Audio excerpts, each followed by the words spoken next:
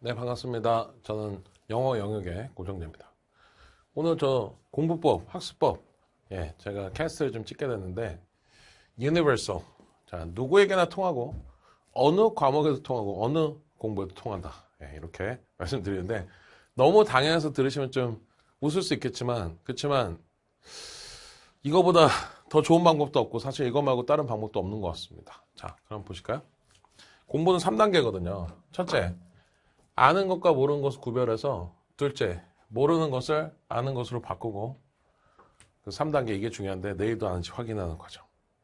이거의 연속이라고 보시면 됩니다. 수험생으로서 이루지 못할 목표도 없고 이루지 못할 곳도 없고 그런 것 같아요. 자, 일단 아는 것과 모르는 것을 구분하는 게 굉장히 지루한 과정인데 공부의 거의 한 50%의 시간은 여기에다 할애하는 것 같아요. 그러니까 공부를 하는데 한 절반 정도의 시간은 끊임없이 내가 아는 것과 모르는 것을 구별을 하는 거야. 그래서 아는 건 확실하게 더 강화가 되고 모르는 거 더 선명하게 드러나는 그런 과정을 겪게 되죠. 공부를 1시간 했는데 한 30분 동안 아무것도 얻은 게 없으니까 얼마나 짜증이 나요. 그래서 공부는 참 쉽지 않은 것 같습니다. 참을성이 필요하죠. 자, 그 다음에는 모르는 것을 아는 것으로 바꾸면 되는데요. 자, 모르는 것을 아는 것으로 바꿀 때 어떤 거 활용하면 되죠? 일단 혼자 고민을 해서 이해를 할 수도 있고요. 해답을 통해서 할 수도 있고 또 질문을 통해서 할 수 있습니다. 중요한 거는 이 수단과 방법을 가리지 않는 게 중요하죠. 총동원하셔야 됩니다. 고민이 부족하면 고민을 더 하시면 되고요. 해답 봐도 안 되면 계속 해답 보시면 되고 아예 그냥 아주 기초적인 부분까지 찾아 들어갈 수도 있어야 되고요. 또 누군가가 옆에서 질문으로 해결할 수 있으면 너무 좋겠죠. 그죠? 우리 인터넷 강의 같은 경우는 질문 답변 게시판이 있기 때문에 굉장히 쉬운 건데 물어보면 됩니다. 근데 물어봤는데 이해가 안 되면 어떻게 해? 보통 학생들이 거기서 아휴 그냥 다음에 보자 이렇게 하시죠? 그러지 마시고 계속 끝까지 괴롭히셔야 돼요. 내가 마음속에 이게 들어올 때까지. 보통 이해라는 거는 내가 알고 있는 지식하고 모르는 지식을 서로 연결해서 생각할 때 아 이거였구나 라고 알게 되는 거거든요. 그러니까 아예 기초가 없으면 이해는 좀 부족할 수 있죠. 그래서 기초를 파고 들어가시거나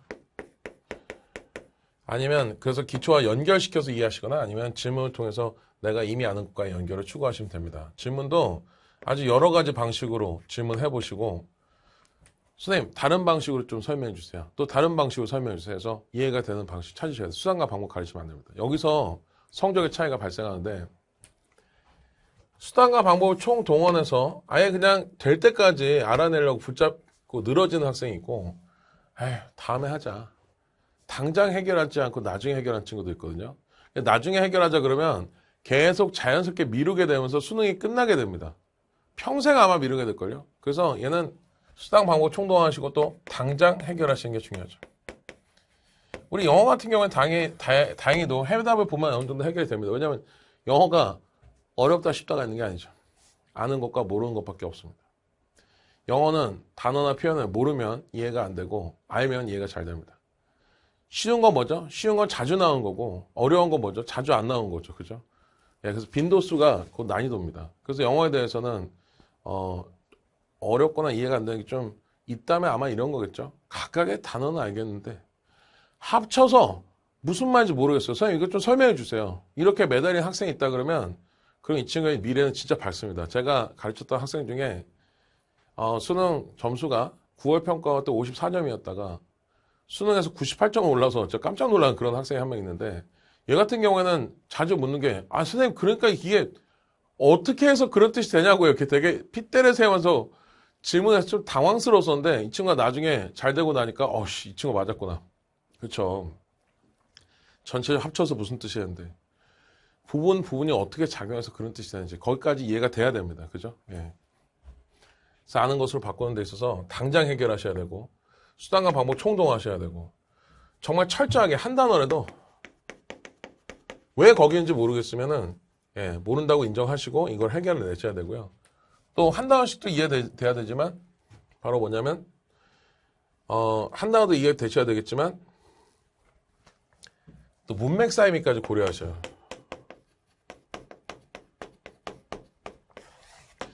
지문 같은 경우는 제가 그 학생들 데리고 정말 많은 공부 시켜봤는데 단어장을 다 외워봐라 시켜도 점수 꿈쩍도 안 하고요. 문장 해석을 반복해서 시켜도 조금 올라가는 척 하다가 수능 시험에 가면 또 뚝 떨어져. 왜? 수능 시험은 단어를 알고 문장 해석하는 거 이상의 뭔가가 필요하기 때문이죠. 그죠? 바로 뭐냐? 문맥상의 의미를 적용해야 됩니다. 그러니까 이게 해석은 되는데 앞에 내용과 조합해서 아, 이런 내용이구나. 문맥상의 의미까지 적용해야 되는데 거기 수준에 도달하지 못하면 그러면 점수가 1도 안 올라요. 꿈쩍도 하지 않습니다. 한 단어씩. 문맥상의 의미까지. 예, 당장 해결하시고 수다가 광복 총동화하시고 기초가 필요한 기초까지 질문도 여러 가지 방식으로 이해될 때까지 끈질기게 매달려서 결국 모르는 것을 아는 것으로 잠깐 만들었죠? 그게 뭐야? 우리 단기 기억으로 이동한 거예요.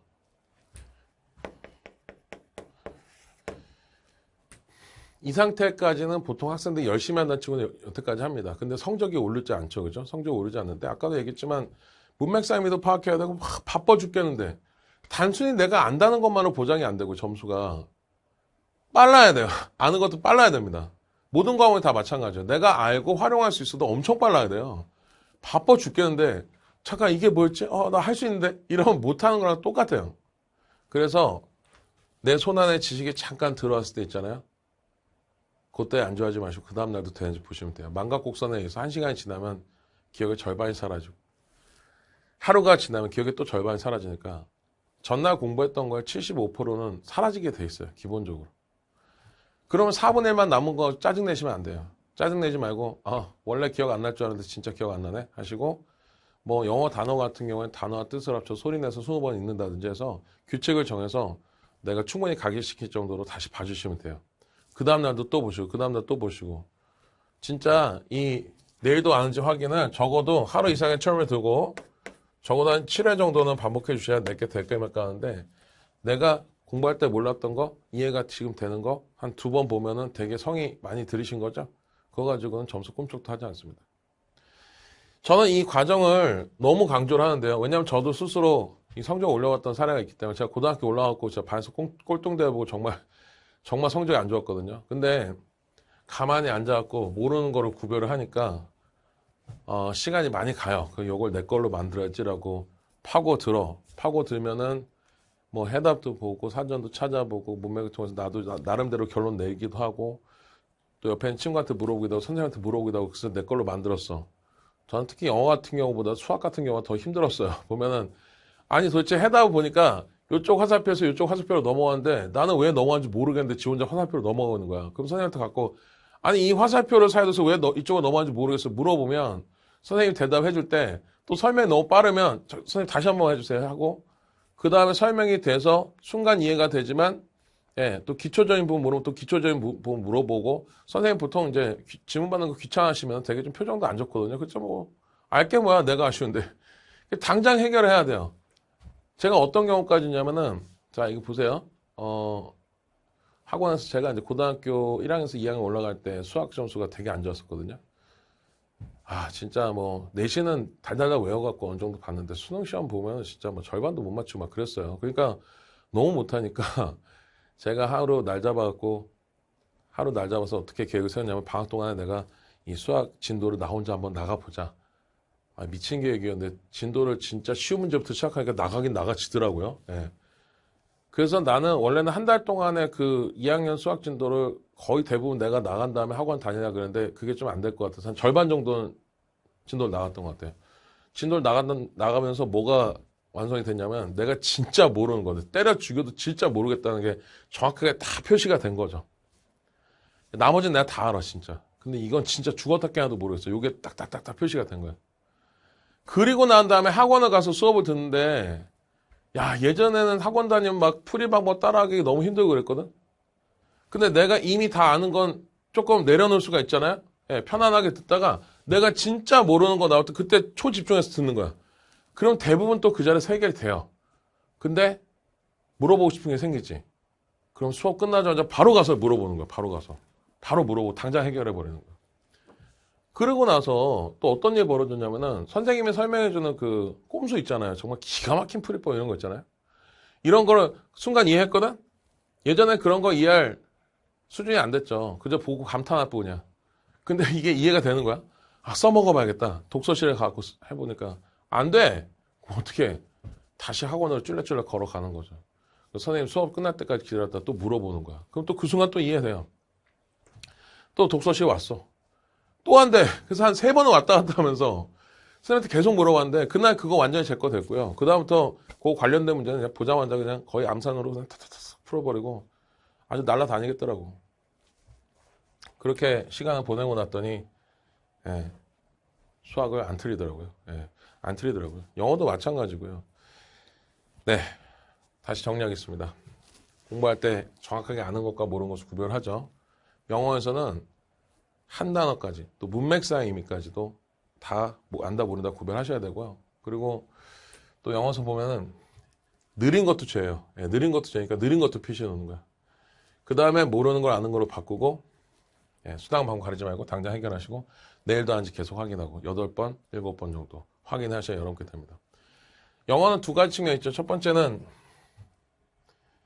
표현, 단어 같은 표현이 있고 두 번째는 이제 문제풀이 판단이 있습니다. 자, 표현 같은 경우에는 이 뜻을 형광펜 쳐놓고 밑에다 적어 놓으시고 판단 같은 경우는 이렇게 쓰면 되겠죠. 아, 이렇게 생각했으면 쉽게 맞췄을 텐데 이렇게 써 놓으시면 됩니다. 수능 바로 전날 쭉 훑어봤을 때 아, 이렇게 하면 맞췄을 텐데 이 말만 봐도 문제를 풀지 않아도 내가 왜 틀린지 이해가 될 수 있도록 지나가다 엄마가 봐도 아, 얘가 얘 때문에 이것 때문에 틀리는구나 라고 이해가 될 수 있을 정도. 왜냐면 먼 미래에 나는 지금 내가 써놓은 말 이해를 못할 수도 있거든요. 어쩌면 문제를 다시 풀어볼 수도 될 수도 있는데 문제를 다시 풀어봐야 된다? 아, 그러면은 되게 피곤하죠. 그죠? 문제 언제 또 다시 풀어봅니까? 그래서 문제를 굳이 풀어보지 않아도 무슨 말인지 정확하게 알 수 있도록 정말 미래에 내가 볼 수 있게 정말 좋은 말로 이렇게 적어 놓고 시간 될 때마다 보는 거죠. 그러다 보면은 지문 하나 공부했다고 실력 오르겠습니까? 근데 지문 여러 개가 지식이 누적이 되잖아요. 그때부터 막 점수가 눈덩이처럼 올라갈 수 있는 거예요. 그리고 또 영어라는 시험이 어때요? 지문이 이렇게 있으면은 평균적으로 지문의 이해도가 이렇게 마치 물이 차오르는 것처럼 영어 실력 올라가면서 조금씩 올라갑니다. 그러다 어느 순간 어떤 임계점을 넘는 순간 여러 문제가 갑자기 팝콘 터지듯이 빵빵빵빵 맞추기 시작하니까 점수가 계단식으로 빵 하고 오르죠. 근데 내가 과거에 비해서 공부를 했는데 과거에는 공부가 제로였거든. 근데 지금은 공부를 한 10 정도 하면 어떻게 돼요? 0에다 몇을 곱해야 10을 돼요? 0에다 무한대를 곱해도 10이 안 돼요. 그죠? 그러니까 무한대보다 훨씬 더 많이 했는데 점수가 오를 거야? 안 오르죠. 왜? 우리가 시험 문제가 단편적으로 하나의 지식만 물어보는 게 아니라 여러 가지 지식 통합적으로 물어보기 때문에 전반적인 이해도나 속도가 이 정도로 올라가기 전까지는 점수가 안 나타나다가 딱 올라가는 순간 빵 하고 터지는데 이게 중간에 성적으로 나타나지 않는다고 에이, 안 되나 보다 하고 포기하고 딴 거 하고 이러면서 베이스 깔아주니까 너무 감사하죠. 이거 끝까지 버티면 무조건 성적 오르거든요. 진짜 너무 고맙다. 베이스 깔아줬던 사람들. 이게 중간에 하다가 안 되니까 포기했지. 하다가 안 될 것 같으니까 짜증났지. 딴 거 하자라고 이렇게 포기하고 딴 거 하고 딴짓하고 했던 애들 너무 고맙다라고 생각하면 되겠죠. 여러분들 베이스 깔아준 사람 되지 마세요. 왜냐면 이거 계속 하다 보면 어느 순간 당연히 올라가는데 중간에 포기한 사람 제가 봤을 때는 10명 중에 8명, 9명 정도 중간에 포기합니다. 그 끈기, 뭐 짜증난다고 피하고 회피하고 회피. 예, 그렇기 때문에 이게 성공하기 쉽지 않은 것 같아요. 이 과정 반복해서 되풀이하고 그리고 계속 누적해서 보다 보면 실력이 눈덩이처럼 오르고 그래도 성적은 안 나오지만 어느 순간 이해도가 넘어간 순간 점수가 빵 하고 터질 텐데 그때까지 기다릴 줄 아는 사람이 됐으면 좋겠습니다. 아, 저는 정말 너무 감사해요. 그 베이스 깔아줬던 인간들, 중간에 포기해줬던 인간들, 여러분들 성적 오르라고 도와줬던 사람들 세상에 너무 많아서 여러분들 올라갈 수 있는 건데 모두가 다 이렇게 한다 그러면 경쟁이 안 될 거 아니에요. 그죠? 중간에 진짜 포기한 사람 많습니다. 예, 베이스 깔아줘서 고맙다. 그리고 너희들은 베이스 깔아준 사람 되지 마라. 이렇게 말씀드릴게요. 아, 너무 고맙네 생각해보니까. 자, 그리고 무엇보다 영어는 공부를 계획하고 뭐 하는 것보다 일단 하는 게 중요하고요. 수험생 생활이 그렇지 않습니까? 공부를 하는 것 자체가 중요해요. 일단. 예. 우선순위가 있다면 하나 조언을 더 드리면 제가 학원 강사 되니까 알게 되는 건데 내가 진짜 공부를 전혀 안 해서 전혀 모르는 그런 부분보다 더 중요한 게 뭐다? 자꾸만 시험 문제 나오는 게 중요해요. 그러니까 계속 똑같은 거 물어봤던 거를 물어볼 확률이 훨씬 더 높지 완전 생판 새로운 걸 물어볼 확률이 굉장히 떨어집니다. 그래서 예, 자꾸 봤지만 헷갈렸던 게 지금 당장 점수를 올리는 데 필요한 거고요. 아예 생판 안 나오고 보지도 않았던 부분은 마음속에 부족함이 있겠지만 우선순위 아니라고 봅니다. 예, 그래서 내가 자주 봤지만 헷갈렸던 부분들 정확하게 구별해 내셔서 내 걸로 만들고 그 다음날도 내 것이 되는지 확인하는 과정. 그 다음날도 또 되는지 그 다음날 또 되는지 이거 반복하다 보면 아니 전 과목이 여러분들이 꿈꾸지도 못했던 수준까지 올라갈 텐데 하여튼 중간에 버티지 못한 인간들이 너무 고맙게도 베이스 깔아주니까 여러분들 끝까지 참고하시면 될 거라고 저는 확신하고 제가 직접 경험했으니까 여러분께 힘 줘서 말씀드릴 수 있는 것 같습니다. 자, 저의 고정 선생님의 오늘 학습법 여기서 캐스트 마치도록 하겠습니다. 감사합니다.